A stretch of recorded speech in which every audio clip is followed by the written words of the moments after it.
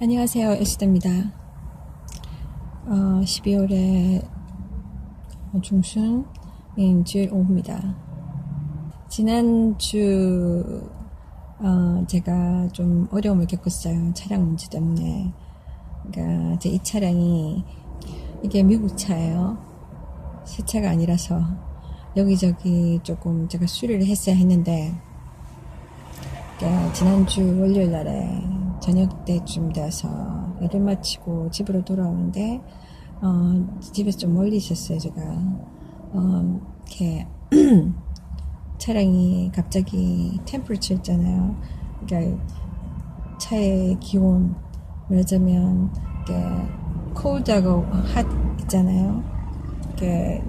콜드 쪽에 있어야 돼요, 이 게이지가. 근데 이게 핫 쪽으로 가면, 뜨거움으로 가면 이게 문제가 있는 거거든요. 그 차를 오래 탈 수 없어요. 그러면 보통은 중간 지점쯤에 있잖아요. 근데 제 거는 중간에서 약간 그러니까 왼쪽 콜드 쪽에 있었거든요. 그랬는데 갑자기 이 빨간 불이 딱 오기 시작하는 거예요. 그래서 차가 또 천천히 가지는 거예요. 문제가 뭐지? 갑자기 순간적으로 뭔가 이상이 딱 떠오르니까 차량에 제가 생각을 제대로 할 수가 없었어요. 고속도로를 달리고 이런 입장이고 또 하니까.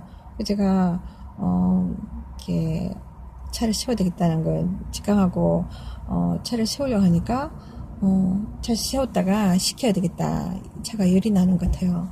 그래서, 식혀야 되겠다 하는데, 잠깐 식혔다가 다시 출발하면 또 빨간불이 오고 계속 그런 거예요. 그래서 그 상태로 집에 갈 수가 없는 거예요. 엉금엉금 하면서 시간이 자꾸만 늦어지고 어두워지고 그래서 제가 어떻게 해야 될지 모르겠더라고요. 누구는 견인차를 불러라 하지만 최소한도의 차량 보험 있잖아요. 그렇게 비싸지 않은 차량 보험을 쓰고 있기 때문에 그런 견인해주는 서비스를 받을 수도 없어요.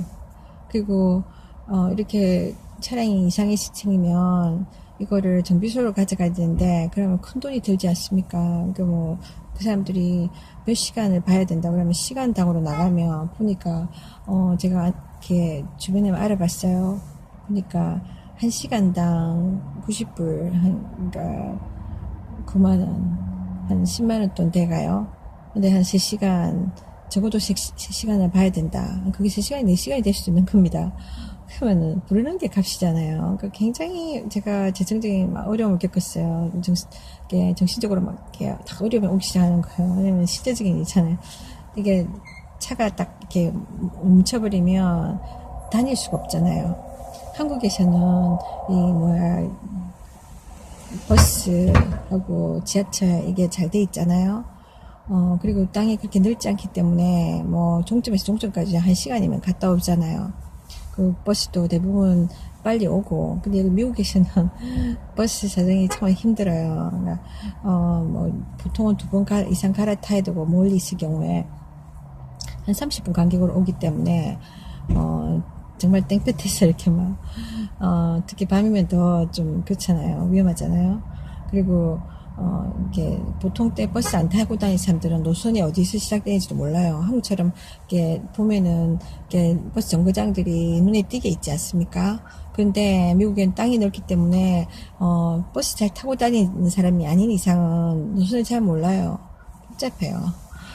그래서 제가 좀 난감했어요. 어떻게 당장에 차를 제가 집에 가져갈 수도 없는 거고, 그 밤에 제가 시켰다가 한 5분, 10분 간격으로 움직였는데 계속 그런 식이니까 집이 너무 멀어서 못 가겠더라고요.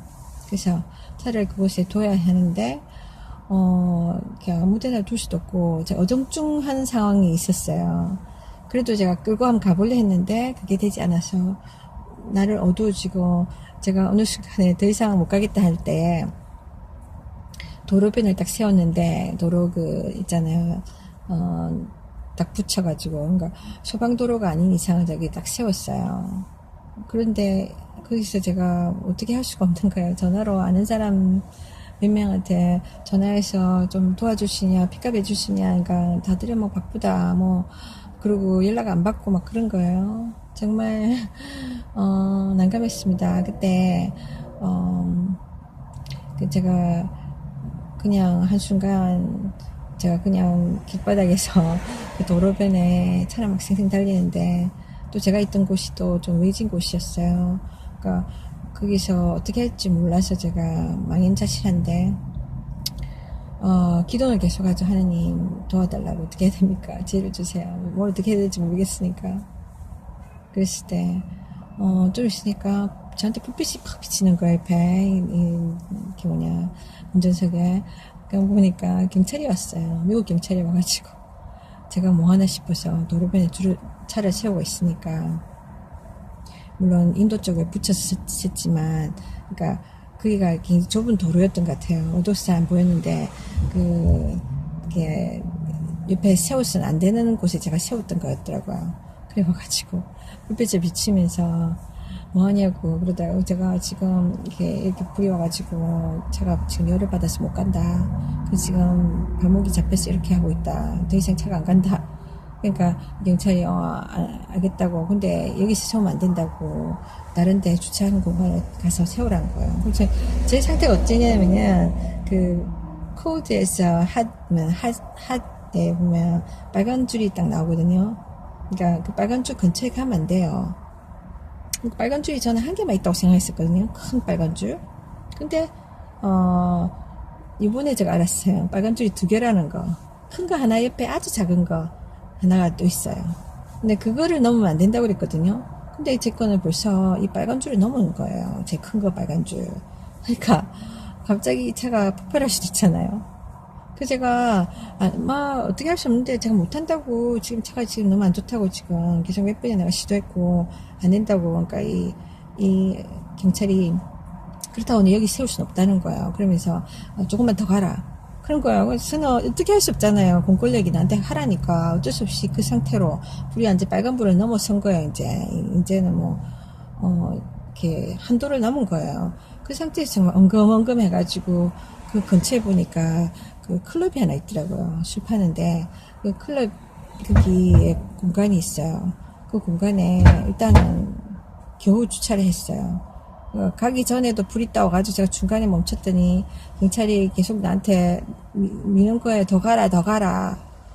그때 정말 스트레스는 그래서 억지로 제가 그게 딱 주차하고 나니까, 제가 주차하는 거 보고 나서는 이 경찰이 갔더라고요. 그리고 또 일단 내려놨다. 그 다음에 이렇게 한다고 되는 게 아니잖아요. 이제는 제가 어떻게 해야 돼. 집에 가는 것도 문제고, 또 이 차를 이게 두고 어디 바디샵으로 데려갈 수도 없는 거예요. 이제 정비로도 못 데려가요. 왜냐면 차가 이제 전혀 움직일 수 없는 상태니까. 그래서 제가 일단 아무 생각이 없었지만, 당장에 급하니까 제가 모르는 사람한테 도움을 청해야 되잖아요.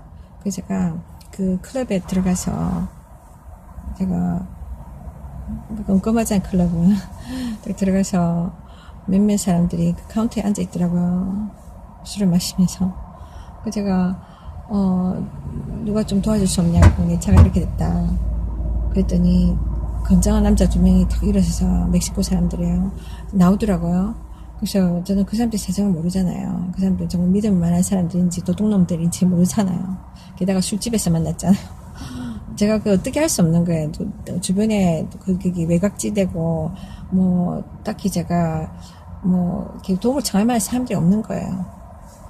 그래서 제가 밤 더 늦기 전에 제가 집으로 가야 되겠고, 근데 그때가 한 11시쯤 이렇게 되어서 남의 집에 전화하기도 쉬운 시간이 아니에요. 미국에는 또 한 9시 이후, 일단 10시 넘는다 하면은 굉장히 그는 매너가 아니기 때문에 전화도 잘 하면 안 되는 건데, 제가 어떻게 기급한 상황이니까 할 수 없잖아요. 그래서 제가 전화를 했습니다. 제가 제 집에 몇몇 렌트하는 세입자들이 또 있어요. 저 말고. 그래서 아래층에 있는 그 세입자가 있는데 별로 친하지는 않아요. 그렇지만 제가 도움을 청했어요. 전화해서 미안하지만 내 차가 이래야 되는데 좀 태워줄 수 있느냐. 근데 조금 멀다. 그러니까 말을 더듬더라고요. 말을 더듬더니만, 예, 그 여자가 오든 남자가 오든 올 수 있거든요. 자기들 차량이 두 대가 있으니까. 근데 남자는 다음날 학교 가야 되기 때문에 못 가고, 그리고 자기는 지금 이렇게 너무 멀어서 못 간다. 그런 식으로 이야기하는 거예요. 아, 정말 서운하더라고요. 그러니까 물론 자기 사정들 이해가 되지만 지금 자기 사정보다 더 어려운 사람이 있잖아요. 그 도움을 줘야 되잖아요. 그래서 제가 그때 그걸 느꼈습니다. 그러니까 예수 믿는 사람들이 살아가는 방향은 정말 내 사정 먼저 앞세우고 남의 사정 몰라라는 게 아니라는 거. 예수님의 말씀이 딱 떠오르더라고요. 예수님이 성경에 그랬잖아요. 누가 너에게 효도세 달라 하면 속옷까지도 주고 요청한 것만 주는 게 아니라 더 주라는 거예요. 그러니까 기꺼이 주라는 거예요. 그러니까 인색한 마음으로 하지 말고, 그리고 거부하지 말고, 모른 척 하지 말고 도와주라는 거예요. 그게 하나님의 마음입니다. 그래서 이렇게 누가 우리를 가자 그러면 심리까지 가지고, 그러니까 내 사정, 나 지금 이렇게 시간도 바쁘니까 시간도 많이 됐고, 네가 있는 곳이 너무 멀고, 또 막 여러 가지 좀 불편하네, 귀찮네. 그래서 이런저런 변명을 대면서 못 도와주겠다 이렇게 되는 거예요. 내가 지금 막 다쳤어. 뭐, 이렇게 어떤 폭력을 당해가지고 다쳐가지고 숨이 헐떡헐떡 하는 상태야. 피도 막 질질 흘리고 있어. 내가 죽을지 몰라, 방금. 지금 도움 안 받으면. 그 골든타임 있잖아요. 근데 이 사람이, 이렇게, 너하고 나하고 얼마나 친하니, 그러니까, 네가 나하고 친구니, 이거 혈연 관계 떠나서, 그런 거 다 따지고, 그래서 되겠습니까? 그러니까 누군가가 어려움에 처해 있다. 이렇게 누군가가 정말, 위험의 상황에 있거나 도움이 필요한 상황에 있다. 그럼 내가 도와줄 수 있는 상황이면, 물론 내가 좀 피곤하고 귀찮긴 하지만, 그렇다고 해서, 그것이 돕고 싶지 않다는 그런 결론을 내리기는 충분하지 않다는 거예요. 만약에 그게 내 사정이다. 내가 그런 사정이 되었어요. 그럴 때 다른 사람들이 그래 네가 어려운 상황이네. 그렇지만 내 입장이 내가 내 사정 먼저 보니까 귀찮아서 못 가겠어. 너무 멀어. 이게 너랑 나랑 별로 안 친해. 이런 식으로 있잖아요. 자기 생각만 앞세운다 생각해보세요. 다른 사람이. 그래서 나에게 도와줄 수 있는데 도움을 주기를 거절하잖아요. 그럼 나는 이렇게 계속 어려움 가운데 빠지는 거예요. 그렇지 않습니까? 조건적이란 게. 사람들의 그런 인성, 사람들의 그 양심, 사람들의 그 이기적인 마음들이 그때 딱 이렇게 결정적인 순간에서 딱 나타나는 겁니다. 저 사람의 가치관이 어떤가. 그래서 제가, 얼마 전에 저 옆방 총각 이야기했잖아요. 다른 비디오에서. 얘가 좀 그렇게 좀 조건적이고, 그러니까 말하자면 이 세상의 젊은이들이 보통 그런 가치관을 갖고 있어요. 그러니까 남을 위해서 희생해보지 못한 그런 삶을 사는 사람들이 남을 위해서 자기를 희생하지 않아요. 그러니까 자기 사정을 먼저 보고, 거부하는 것을 너무 쉽게 하는 거예요. 그래서, 조건 없이 이걸 못합니다. 개 중에, 불신자 중에 정말 의리 있는 사람들, 세상에서 의리 있다고 그러잖아요. 정말 물불 안 가린 사람들, 그러니까 누가 어려움 취하면 바로 이렇게 뛰어나가는 사람들, 그런 사람들 있잖아요. 그러니까 대부분 사람들은, 세상 사람들은 자기가 손해볼지 이득을 볼지 먼저 계산합니다. 계산하고 아닐 것 같으면 핑계를 대잖아요. 제 아래층의 사람들처럼 그러잖아요. 그런 것처럼. 근데 예수 믿는 사람들은 사는 가치관이 세상 사람과 달라야 돼요. 왜냐하면은 이 세상에서 우리 잘 먹고 잘 사는 게 삶의 가치가 아니기 때문에 우리는 하늘나라에 가치를 두고 있어요.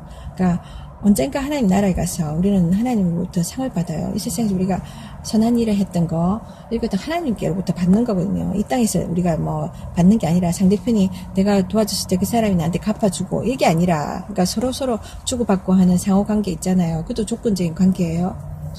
그런 사고로 우리 사는 게 아니거든요. 하나님이, 이 땅에서는 무조건 주라. 그 사람이 너한테 갚지 못한다. 그걸 알고 내가 나중에 갚아줄 테니까 나중에 결제를 하자. 이것이거든요, 하나님은. 그래서 조건 없이 해라. 또 내가 예수 그리스도를 너한테 무조건적으로 주지 않았냐. 예수를 죽여서 너로 하여금 구원받게끔 하지 않았냐. 천국 갈 기회를 주지 않았냐. 너와 나와 화해할 길을 열어주지 않았냐. 그러니까 너도 그 사랑을 따라 살아야 된다. 그렇게 말씀하시는 거예요. 그래서 예수 믿는 사람들은 세상 사람들보다 욕심이 없어야 됩니다. 욕심을 버려야 돼요. 예수 믿는 사람이라고 욕심이 없냐면 있어요. 그러니까 세상 사는 동안 이 세상의 영향력을 받게 돼 있어요. 그래서 우리가 쉽게 이렇게 유혹을 받잖아요. 누가 나한테 주목을 대면은 나도 모르게 반항이 팍 나가잖아요. 나도 넌 때렸어 이러잖아요. 내 감정이 벌써 팍 상하잖아요. 그러면은 말이 또 막 쉽게 나올 수도 있단 말이에요. 상처를 주는 말을. 근데 예수 믿는 사람은 하나님 말씀에 근거해서 살기 때문에 그 말씀으로 내 자신 다스리는 거예요. 잘못했다. 내가 잘못했을 때, 내가 실수했을 때 하나님 앞에 회개하고 다시 돌이키고 그러거든요. 이것이 계속 반복되면서 우리가 성화를 겪는 거예요. 예수님을 닮아가는 거예요.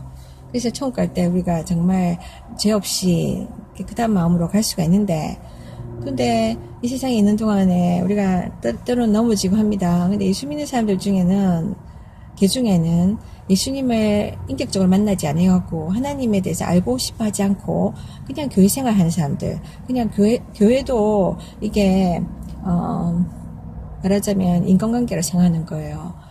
그래서 이런 사람들은 성경 말씀을 내가 그대로 하나님 말씀이다 생각하고 타게 심각하게 받아들여야 되는데, 내 삶의 이게 방향으로 생각하고 나가야 되는데, 그 하나님 말씀의 명령으로 받아들이고 내가 순종하면 나가야 되는데, 그럴 때 변화가 일어나고 열매가 있어요.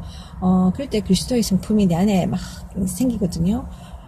그러는데 그렇게 안 살고 자기가 성경 말씀에 딱 줄을 긋는 거예요. 내가 이 말씀을 따라가고, 그러니까 대부분 축복의 경우 축복은 내가 받아야 되겠어. 이거는 믿어.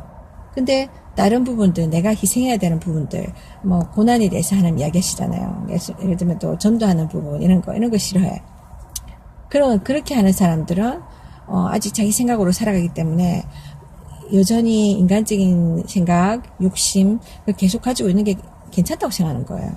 죄라고 생각하지 않는 거예요. 뭐 이렇게 내가 머리 굴려가지고 잔머리 굴려서 내가 이렇게 어떤 수입이 생기면 그걸로 선교 헌금 주면 되는 거잖아. 그렇게 생각하는 사람도 있어요. 그 방법 별로 중요하지 않다 생각하는 거예요. 결론만 좋으면.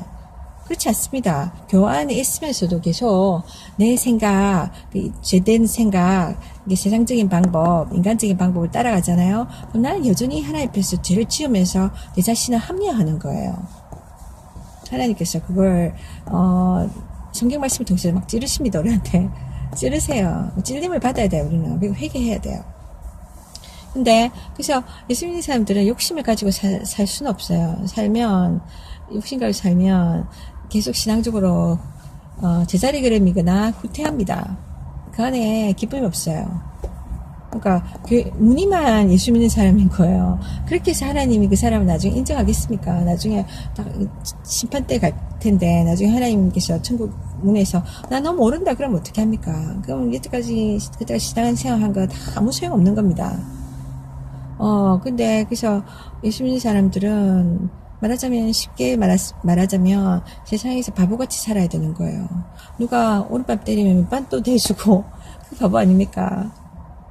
누가 돈 달라 하면 이렇게 주고, 이 세상은 막 서로 막 움켜쥐려고 하는데, 뺏어가려고 하는데, 남을 짓밟으면서 내가 기회를 얻으려 하고 승진하려 하고 그렇잖아요. 그런 세상인데 다 풀어주라, 다 주라는 거예요. 움켜쥐라가 아니라 내주라는 거예요. 그러니까 바보처럼 살라는 거잖아요.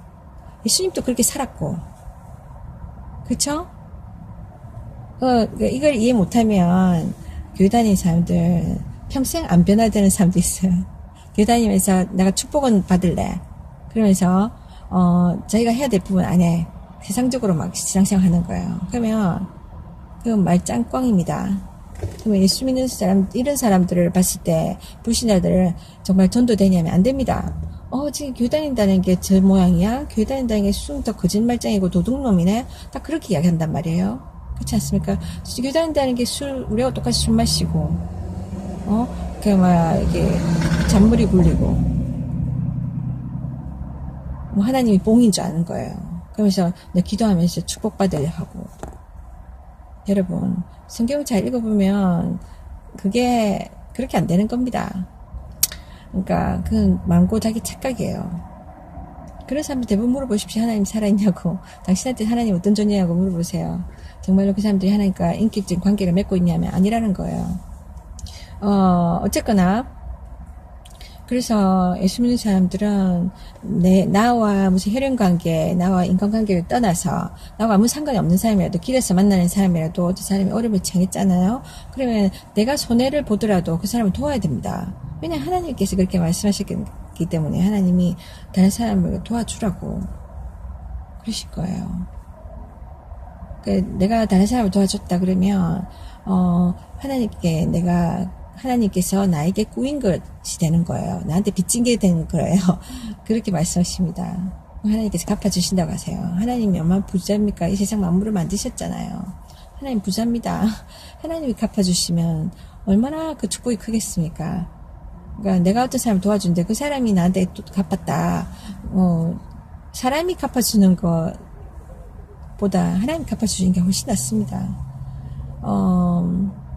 근데 그래서 제가 옆방의 총각이 제가 어떤 뭔가 도움을 청하려면 그냥 세상적인 기준을 가진 아이라 보니까 뭐 쉽게 노 하는 거예요.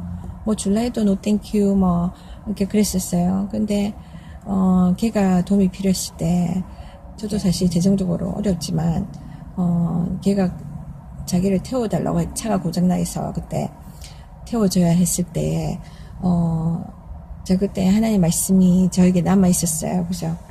이렇게 멀리까지 가는 것도 시간적으로도 1시간, 2시간이잖아요. 왕복이면 갔다 오는 것도 엄청난 이렇게 희생인데 자기가 기름값을 내겠다고 그랬단 말이에요. 미안하니까. 근데 제가 요청한 것보다 더 갔거든요. 그래. 당연히 제가 나한테 기름값을 줘야 되지. 그래도 나는 시간까지 버리는 거잖아요. 근데 중요한 거는 하나님께서 요청한 것보다 더 해주라. 그러니까 말하자면 감동을 시켜라는 거예요. 그리고 이것이 복음의 기회라고 제가 믿었기 때문에 그렇게 했었어요. 내가 내 가스비를 써서 갔지만 걔한테 그거를 받지 않고 거절했어요. 다음번에 갈 때 줘. 이번에는 그냥 걱정하지 마. 내가 해주겠어. 이렇게 하고 제가 걔를 태워줬어요. 갈 때뿐만 아니라 올 때도 걔는 택시를 부르려고 하다가 저한테 부탁한 거였거든요. 택시로 가면 또 돈이 들잖아요. 걔는 파타임 하는데 저처럼 그러니까 그 비용이 얼마나 큽니까? 그래서 그거를 그의 재정의 희생을 내가 대신 치러주니까 걔가 태도가 달라지더라고요. 그다음부터는 저를 봤을 때 그전에는 이렇게 아는 척도 안 하고 다니던 애가 요즘은 막 많이 미소를 띄우고 반겨주고 그래요. 이게 많이 믿는 사람들이 이걸 모른다는 거. 근데 예수 믿는 사람들은 이렇게 누군가가 도움이 필요해서 나한테 도움을 청하잖아요. 그것이 축복의 기회라는 걸 알아야 됩니다. 그 사람한테 내가 축복의 도구가 될 뿐만 아니라 내가 그 사람의 어려움을 도와줬을 때 하나님이 나한테 보이는 것이니까 하나님이 나를 축복해 주신단 말이에요. 그런 이 영적 원리를 알아야 되는데 많은 사람들이 모르는 거예요. 계산을 자꾸 하는 거예요. 그래서 예수 믿는 사람들은 이렇게 욕심을 먼저 내려놔야 됩니다. 그러니까 하나님께서 이렇게 살라면 그렇게 살아야 돼요. 하나님께서 하나님 말씀에 순종하는 자에게 축복하십니다. 제가 사람을 아무리 전화해도 막 대부분 연락을 안 받고 다 안 된다 그러고 정말 망망했어요. 시간은 가고 어두워지고 있는데 그날따라 또 되게 추웠어요. 추워서 제가 벌벌벌 떨면서 옷도 막 이렇게 따뜻하게 못 입고 왔거든요. 이제 택시를 불러야 되나 보다 이렇게 생각했어요. 거리도 머니까 택시도 엄청 나올 텐데 그러니까 좀 마음이 좀 불편하기 시작했어요. 그 다음에 내가 날이 밝으면 이 차량까지 수리를 맡겨야 되고 또 그러면은 일을 못 가니까 또 이게 일당 손해보는 거라든지 이런 여러 가지 재정적인 이런 막 부담감이 오기 시작하는 거예요. 그러면서 제가 그냥 택시는 모르겠고 우버 택시라고 요새 유행하잖아요. 한국엔 모르겠는데 미국에는 개개인이 그 앱으로 전화기 하나만 있으면 이렇게 자기 차량을 택시처럼 이렇게 시간 파타임으로 해가지고 이렇게 일을 할 수 있거든요. 그래서 제가 연락을 해야 되겠다. 그리고 전화를 딱 하려니까 그냥 저는 콜택시 생각하고 했는데 아니더라고요. 그걸 제가 다운을 받아야 되는 거예요, 앱을. 내가 차량을 몰든지 아니면 손님으로 사용하든지 간에 이 전화기에 핸드폰에 그 앱이 있어야 되는 거예요. 그러니까 그게 앱이 있어서 등록이 된 상태에서 제가 연락을 해야 그것도 다 입력을 해가지고, 그러니까, 나이 드신 분들은 잘, 이렇게, 컴퓨터 사용하지 않은 분들은 잘 모를 거예요. 핸드폰을 써도, 막 핸드폰, 그 다 모르시잖아요, 펑션을. 그러니까, 저도, 사실 이게 너무 모르니까, 정말 답답하더라고요. 차라리 콜택시가 낫지. 콜택시 회사 전화해가지고 하면은 보내잖아요. 우버 택시를 제가 전화를 하니까, 그러니까, 1-800, 그 서비스 전화 있잖아요. 커스터머 서비스 전화를 하니까 그런 이야기 하는 거예요. 전화를 해서 되는 게 아니라 내가 앱을 깔아야 되고 다운을 해가지고 연결을 이렇게 사인업을 해야 되고 뭐 좀 복잡하더라고요. 그 상황에서 이걸 다 따라가기가 너무 그렇더라고요. 그래서 너무 복잡하고 제가 그래 하지 못하고 아는 분한테 전화를 부탁해가지고 혹시 이거 이렇게 멤버십 있냐고 하니까 그분이 다행히 멤버십이 있어가지고 그 자녀의 멤버십을 통해서 제가 그걸 빌려서 타고 갈 수 있었어요. 차를 불러가지고 좋지. 그러니까 제 어카운트가 없으니까 그분의 자녀의 어카운트로 그러니까 이미 카드로 결제가 되는 거예요. 나중에 갚아주겠다 하고 탔어요. 그리고 집에 무사히 왔는데 가기 전에 그 두 사람 있잖아요. 멕시코 사람이 또 나와가지고 이렇게 차를 봐주더라고요. 고맙게. 저는 그 상황에서는 일정히 말하자면은 광야에서 길 가는 사람 아무나 붙들고 지금 도움을 청하는 거잖아요. 그 사람들이 딱 본넷들을 열고 보더니 한 사람이 영어를 잘 못해요. 그 사람이 막 보면서 막 체크를 하는데 깜깜했단 말이에요. 이게 자기 그 사람의 핸드폰에 불빛, 그 작은 불빛을 비추면서 보는데 정확하게 보이시겠습니까? 근데 보더니만 하는 말이 그때 너무 뜨거웠어요. 뜨거워가지고 열을 받아가지고 오버히트가 돼가지고 이게 불 물이 끓기 시작했거든요. 그 안에. 그래서 연기가 났어요. 아주 촉발의 상황이었는데 이 사람이 물을 가져와가지고 막 부었어요. 여기다가 물을 부어서 이게 그 전에 제가 오토존에 가가지고 뭡니까 이거 물하고 같이 섞는 게 희석 있잖아요. 그거를 샀어요. 2병이나 이게 한 30불 이상이 됐어요. 한 3만 얼마 됐어요. 한 개를 다 넣었어요. 그게 엉금엉금 하면서 오는 동안에 다 쏟아져 내린 거예요. 다 없어져 버렸어. 증발해 버렸어. 그래서 막 나중에는 두 병 다 이게 써버린 건데, 근데 아무 도움이 안 된 거예요, 그게. 그래서 이 사람이 딱 봤을 때 다 비었었어. 그래서 물로 다시 채웠어요. 물로 채우고 하는 말이, 그래서 그 옆에 영어를 좀 하는 멕시코 사람이, 친구가 메케닉이라는 거예요. 그러니까, 보세요. 이 두 사람을 제가 술집에서 만났단 말이에요. 차를 주차한 그 술집에. 근데 자기가 말하는 게 제가 사실인 거 어떻게 합니까? 100%. 근데 사람들이 사기치려면 쉽게 칠 수 있어요. 그죠? 나는 그 사람들 배경을 몰라요.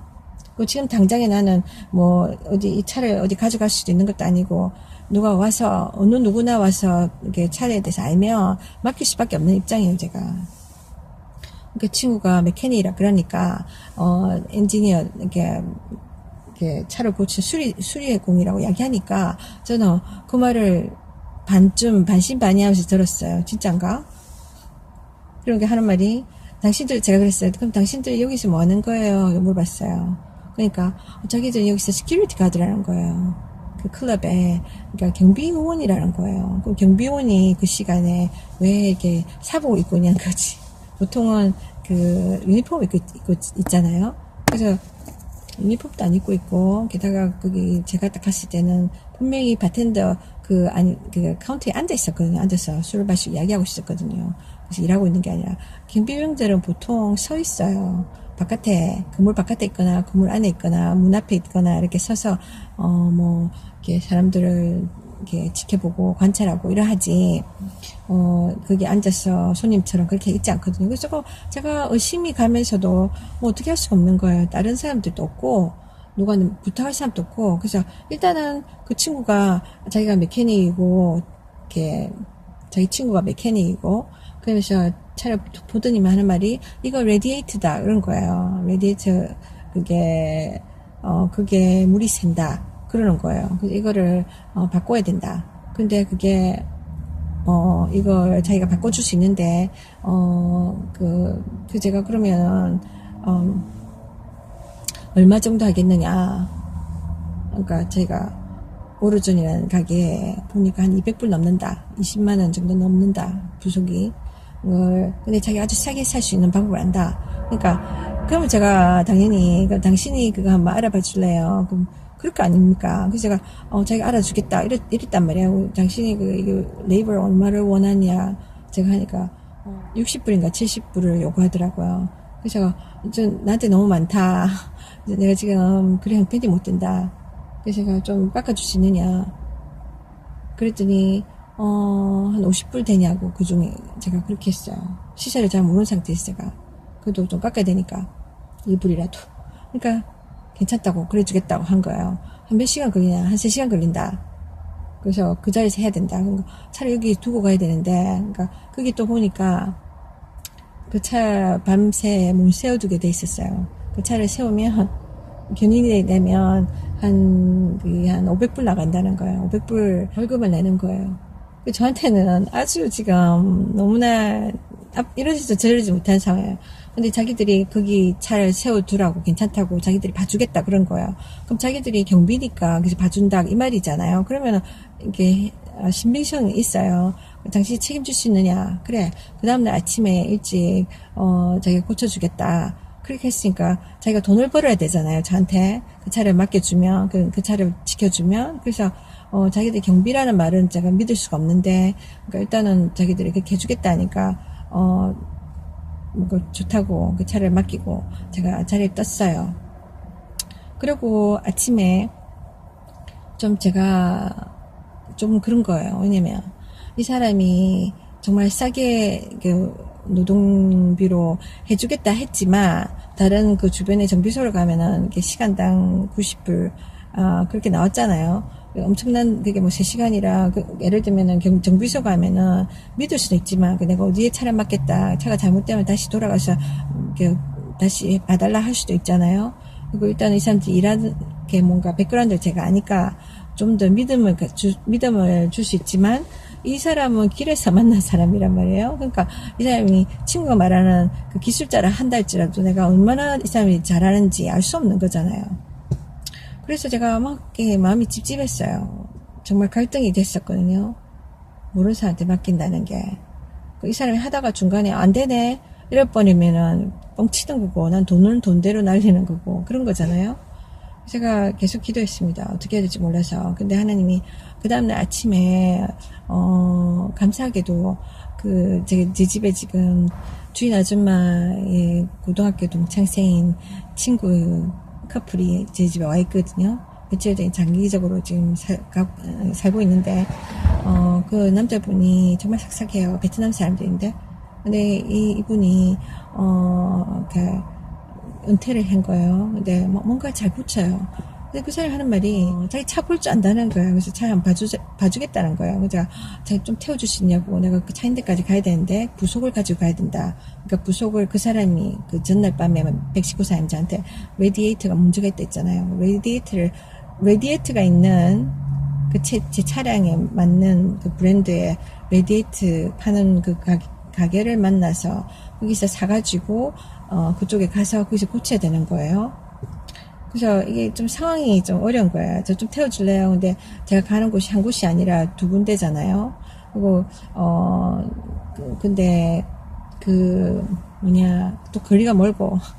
근데 이걸 제가 요청했을 때 쉽게 사람들이 안 갈 거 아니에요. 근데 이 사람도 저랑 잘 아는 사람도 아니고 제가 부탁을 했어요. 뭐 어떻게 할 수가 없으니까.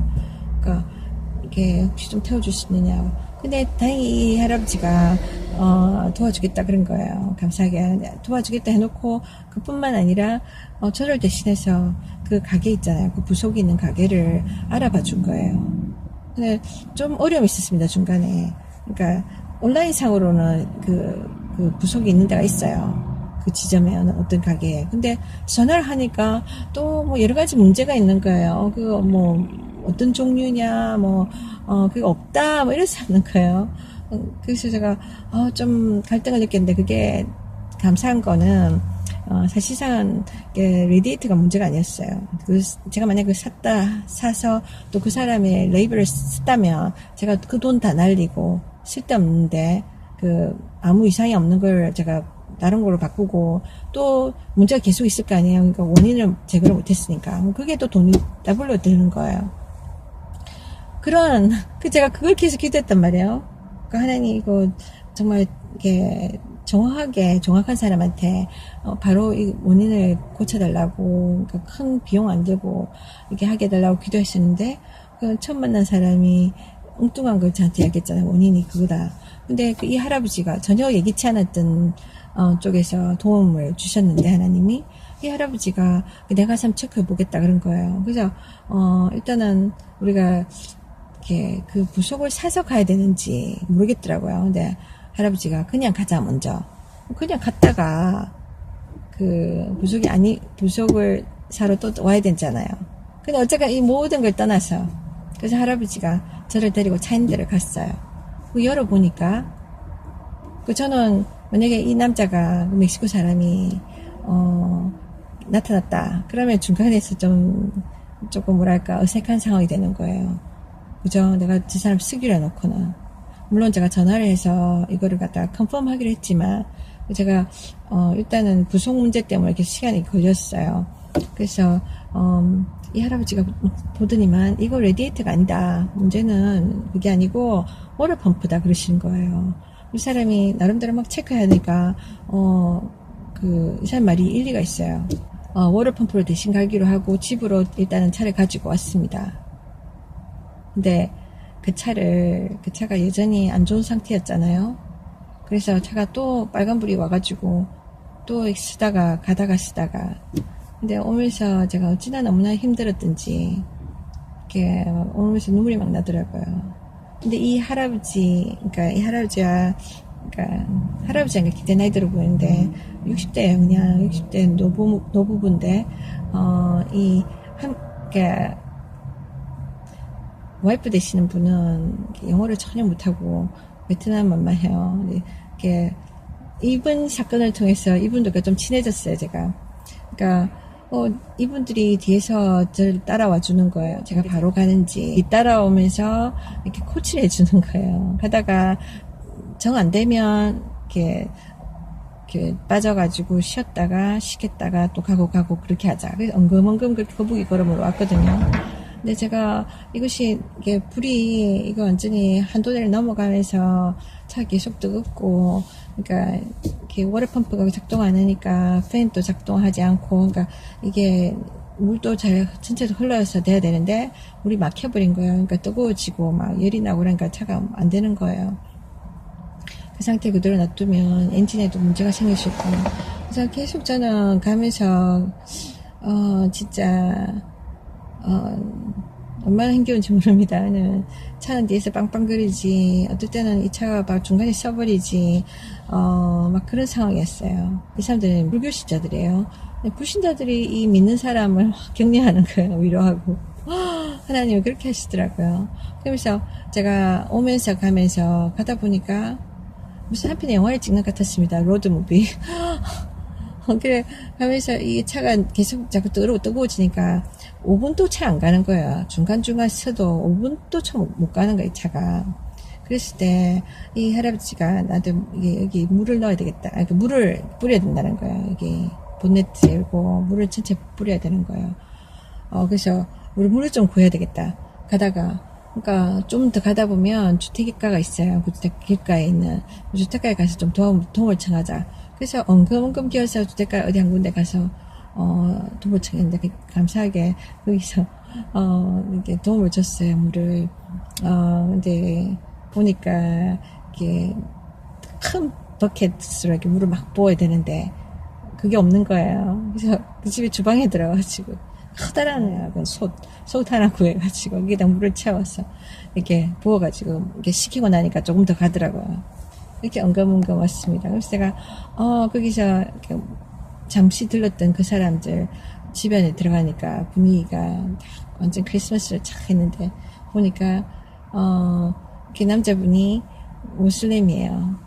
그러니까 그 집은 카톨릭인데, 그 알고 보니까 두 사람이 룸메이트인데, 주인인 여자는 이렇게 멕시코 계열 사람인데 가톨릭이고, 그리고 남자는 무슬림이에요. 그러니까 또 이번 기회로 제가 그때는 바빠서 이야기 못하고 하나님 또 이렇게 연결시켜준 이유가 있지 않겠습니까? 또 하나님의 뜻이 있어요. 영혼 구원하는 게 나의 삶에 일어나는 많은 일들이 하나님 뜻 없이 있는 것이 아니라 또 하나님의 그 구원의 다른 영혼들을 구원하는 일에 상관없이 있는 게 아닙니다. 이렇게 만남을 주신 건 이유가 있어요.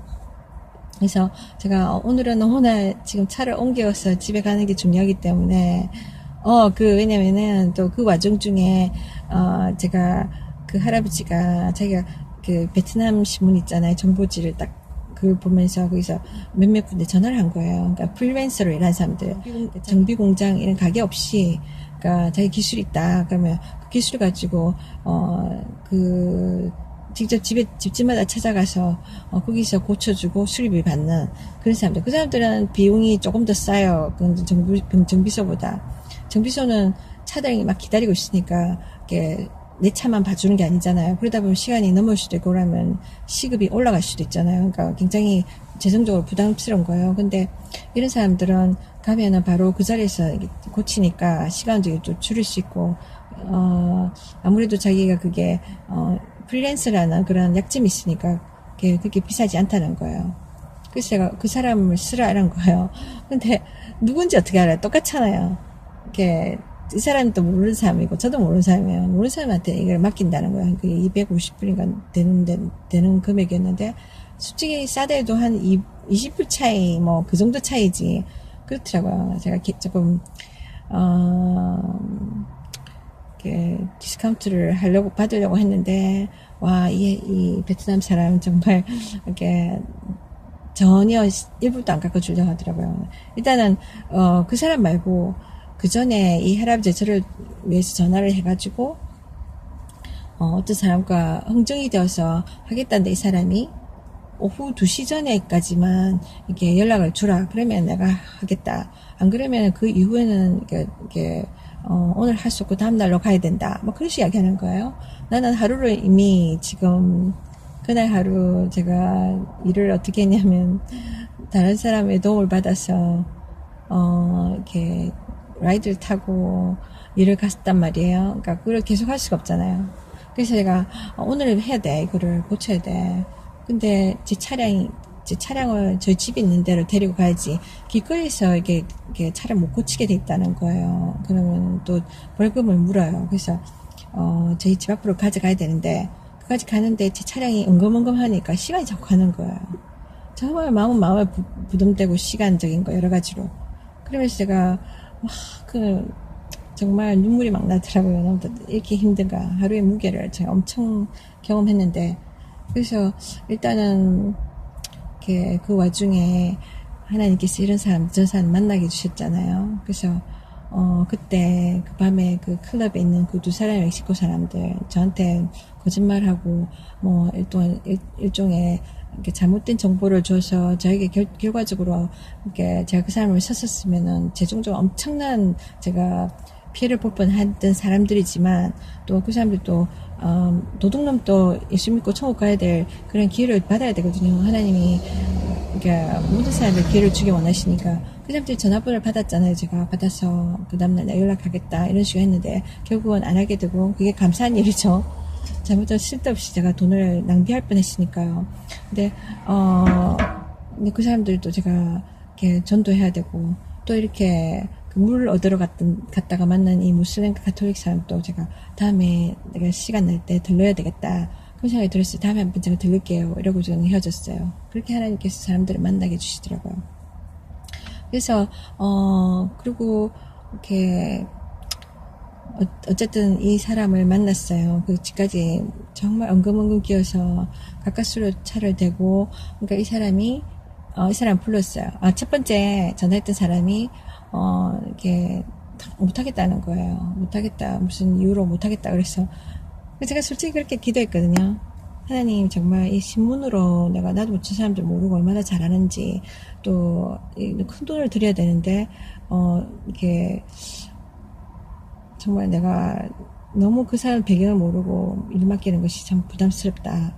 하나님께서, 나는 어느 사람, 그게 여러 사람들이 있었어요. 뭐 정보지에 여러 사람이 프리랜서가 있는데 어느 사람을 구해야 될지 모르겠다. 나는 하나님 아시지 않냐고, 하나님께서 예비하신 사람과 연결되게 해달라고 그렇게 이야기했어요. 그랬더니 첫 번째로 우선순위로 하려고 했던 사람이 전화를 다시 했을 때는 반응이 영 안 좋았고, 자기가 안 하려 하는 거예요. 무슨 이유로.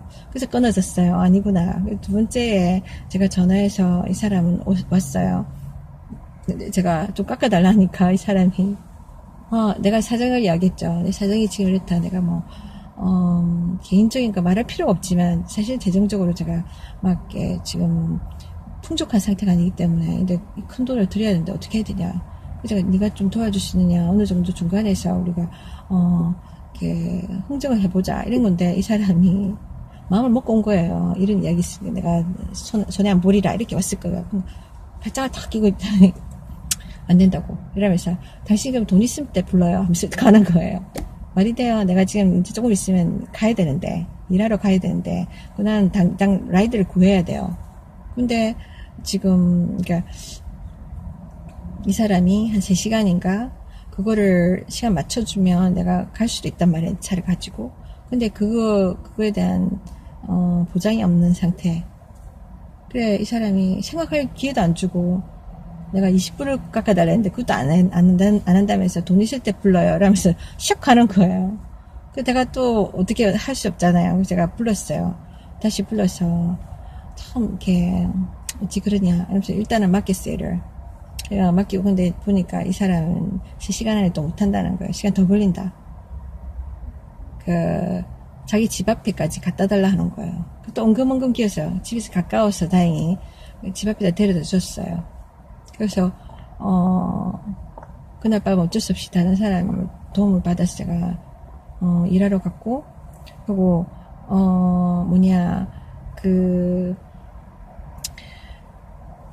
보니까 이 사람이 자기가 집에 데려다 주는 차를 제가 놔뒀으니까 집에 가야 되잖아요. 자기 트럭으로 집을 데려다 주는데, 보니까 차 안에서 보니까 이게 뭔가 딸랑딸랑 하는데, 보니까 성모 마리아상이 있어요. 성모 마리아상인데 베트남 사람이니까 베트남풍의 그러니까 베트남 사람의 그 베트콩 모자를 딱 들고 있는 거예요. 그래서 이 사람은 전주교인이구나. 그래서 내가 이 사람을 또 전도할 수 있었어요. 전도했어요. 막 돈도 안 깎아주고 이렇게 인정미 없이 냉정하게 이렇게 샥 이렇게 가버리는 그런 걸 생각하면 얄밉기도 했지만, 그러나 그 영혼이 또 하나님이 또 찾으신 영혼이잖아요. 그죠? 불쌍히 여기신 영혼이니까 또 하나님이 이런 제 자신의 한난 가운데 또 만나게 하셨으니까 또 축복을 해야 될 건 해야 되니까, 그 사람한테 또 짤막하게 제가 예수님에 대해서 이야기했습니다.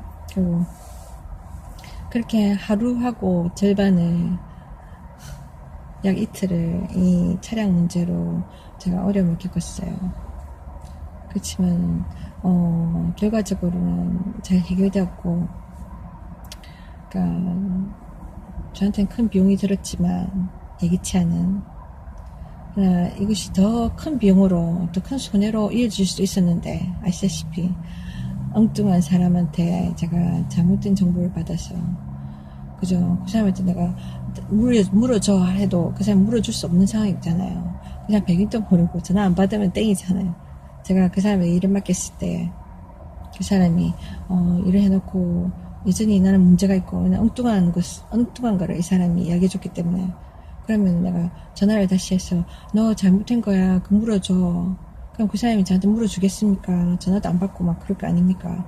그러면 제가 중간에 막 어려움을 당하는 거예요. 제가 그런 일을 몇 번 당했었어요. 사실 그래서 제가 모르는 사람한테 일을 안 맡기려고 제가 결정했는데, 근데 사람의 일이라는 것이 그렇거든요. 어느 순간에 내가 광야에 쓰게 됩니다. 정말 주변에 도움을 청할 수 있는 사람이 없는 가운데, 그죠? 정말 어쩔 수 없는 상황이 상황 가운데 있으면 내가 원치 않지만 내가 초이스가 없는 거예요. 선택의 여지가 없는 거예요. 그럼 어쩔 수 없이 갈 수밖에 없는 상황인 거예요. 그게 인생입니다. 제가 이 일을 겪으면서 오래전 일이 기억나는데, 뭐 여기서는 짧게 이야기하겠지만, 샌안토니오 텍사스에 살 때였어요. 그때 아이들 데리고 정말 없는 형편의 싱글맘으로서 돈이 모이지 않는 상황에서 정말 힘들게 제가 한 100불 정도 갖고 있었는데, 그 돈으로 우리 딸들, 그때 남의 집에서 우리가 잠시 거기 기거할 때였었는데, 너무 여러 가지로 이렇게 어려운 시간들을 많이 보냈기 때문에 아이들을 위로할 차, 제가 이렇게 애들 데리고 여름 휴가를 떠났는데, 딱 있잖아요. 그 비용, 그 왕복 기름값, 하룻밤에 잔 수 있는 그 모텔 비용, 그 거진 그렇게만 들고 제가 갔습니다. 그러니까 전혀 여비가 없이, 그러니까 뭐 음식 같은 거는 대부분 제가 만들어서 가고, 그래서 갔다가 바로 돌아오는 거, 그 다음에 하룻밤만 자고 돌아오는 걸로 일찍 그렇게 했는데, 갑자기 발목이 묶이는 거예요. 이거는 인간적인 게 아닙니다. 이거는 그때 제가 하나님이 우리의 발걸음을 옮기신다는 것을 제가 그때 너무나 피부로 경험했는데, 막 무서울 정도로 무섭더라고요. 내가 생각해서 내가 계획해서 가는 게 아니더라고요. 매일매일의 저희 발걸음이 하나님이 인도하시더라고요. 내가 원치 않은 일을 당한 거예요. 우리가 휴가를 갔잖아요. 우리가 휴가 가면은 우리 일상에서 묶이는 것에부터 다 떠나기를 원하잖아요. 그래서 가서 자유함을 누리고 막 즐기고 이걸 원하지, 가서 스트레스 받는 상황을 경험하고 싶어 하지 않잖아요. 근데 그런 일을 제가 당한 겁니다. 그것도 애들하고 같이, 그때 개들까지 데리고 왔어요. 개 3마리. 그러니까 애들 2, 개 3마리. 제가 이렇게 데리고 갔는데, 여비, 이게 뭐 그 다음날까지 있을 걸 생각지도 못하고, 꽤 빠듯한 여행을 갔는데, 돌아오는데 갑자기 차가 막 이상이 생긴 거야. 그래서 묶여버렸어요. 바로 코앞에서 그 페리를 타고 가야 되는데, 왜 그 배 있잖아요. 배, 차량에 탄 채로 차를 배에 실어서 그 부두까지 옮겨가는 배 있잖아요. 페리, 그 앞에서, 선착장에서. 제가 맨 앞이었어요, 또. 뒤에 줄 쫙 서 있는데, 제가 맨 처음에 타야 되는 거예요. 근데 내 차가 갑자기, 잘 달리는 차가 그 선착장에서 페리가 들어왔어요.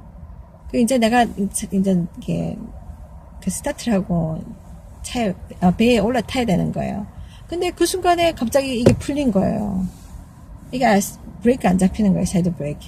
완전히 이 차가 나 몰라라. 그때 멘붕이 탁 오는 거예요. 이게 무슨 일이냐. 뒤에서 난리 나죠. 사정을 모르는 사람들은 빨리 차 빼라 뭐. 근데 거기서 그 아침에 일찍 제가 출발하려고 했는데, 그게 묶여가지고 오후 내내 거기서 하여튼 그 사정을 다음에 제가 나름 비디오를 통해서 이야기하겠지만, 그래서 제가 그때 많은 일을 겪었고 많은 사람들을 만났고, 그러면서 제가 이해를 할 수 없었어요. 내가 이렇게 하려고 이럴 줄 알았으면 안 왔지. 그 마음고생, 너무나 많은 고생할 것 같으면, 재정과 관계된, 그러니까 차가 다 이렇게 멈추니까요. 차량을 고쳐야 되는 수리비가 들죠. 그 다음에 이 수리하는데 시간이 많이 걸리잖아요. 그게 뭐 하루 만에 된다는 보장도 없고, 예를 들면 그러면 내가 그 수리가 끝날 때까지 모텔에서 지내야 되잖아요. 그 모텔 비용이 있잖아요.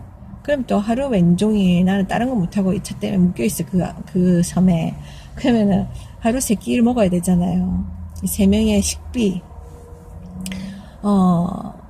이런 것들. 제가 그런 비용이 전혀 없었습니다. 뭐, 이렇게, 은행에, 통장에 있는 거 거의 다 끌고서 갔기 때문에. 근데, 뭐랄까, 게다가 저는 크레딧 카드도 없었고, 사람들은 뭐 외상으로 하잖아요. 제가 외상을 할 수 있는 입장도 아니었어요. 크레딧 카드도 내가 믿지도 않을 뿐더러, 왜냐면 내가 이렇게 억지로 카드 회사 돈을 빌려 샀다 그러면 그 이자나 그걸 제가 갚을 능력이 없었거든요. 그때 내 재정상 남의 집에 얹혀 살고 있었고 1년 정도. 거기서 제가 큰 돈은 아니었지만 집세를 달세를 내고 있는 상태여서 다른 끈덕지가 없었어요. 수입 근원이 없는데 제가 어떻게 그걸 외상을 하면서 가겠습니까?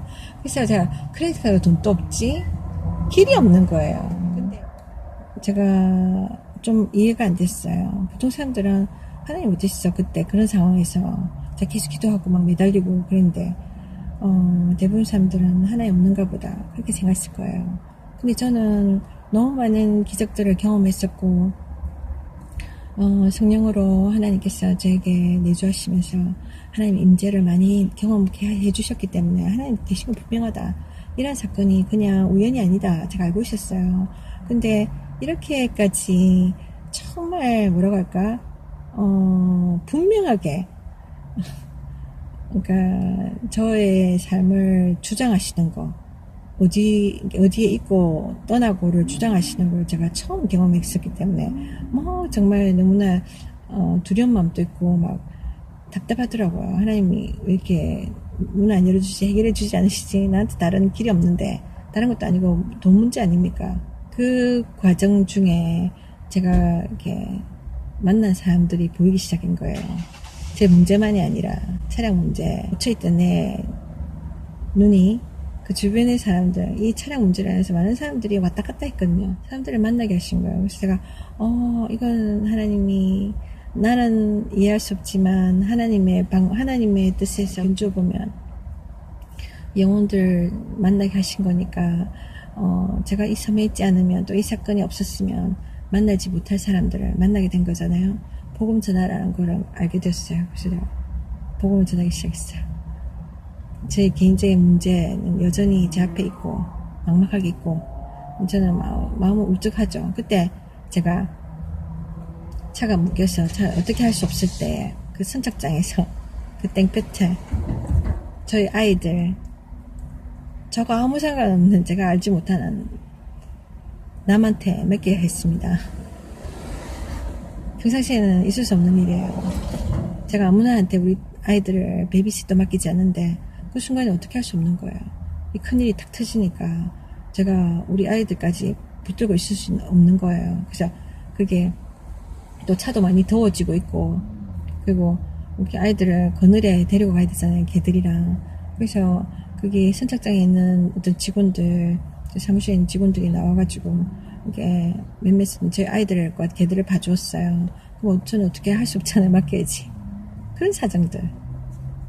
결과적으로는 제가 많은 이렇게 우여곡절 끝에 저에게는 너무나 고생스럽고 우리 아이들에게는 어드벤처가 됐는지 모르겠지만 근데 결과적으로는 제가 이 간증이 많은 그런 사건이었어요. 다른 제가 비디오에서 다시 이야기해 보려고 합니다. 근데 일단은 여기서 제가 그때 그 일을 겪고 난 뒤부터 이렇게 우리에게 일어날 사건들이 좋은 것이 나쁜 것이든 하나님이 분명히 계시다는 거예요. 그분의 뜻이 분명히 있는데 그걸 우리 알아야 된다는 거예요.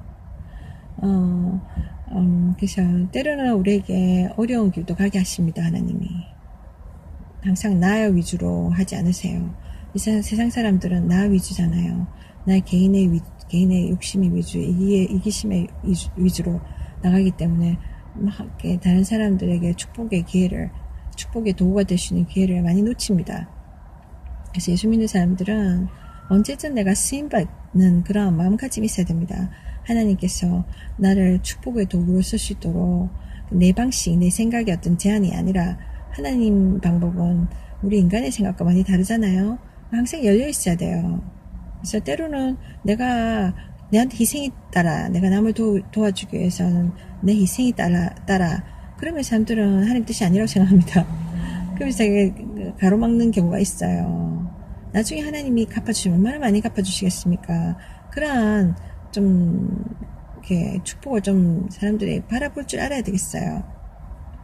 그러지 않고 내 생각에 나한테 손해다 하면 뒷걸음질 쳐버리고, 외면해버리고, 그림으로 해서 많은 사람들이 자기의 축복의 기회, 하나님으로부터 받을 수 있는 축복의 기회, 인간이 줄 수 없는 크나큰 축복의 기회, 다 놓쳐버립니다. 그러니까 우리 인간의 사사로운 생각을 다 버려야 돼요. 그래서 이야기가 좀 길어져 버렸는데 하나님의 뜻을 항상 우리가 그 뜻 가운데 열려있고 준비되어 있고 그래서 축복의 도구로 살았으면 좋겠습니다. 하나님이 당신을 사랑하십니다. 축복합니다.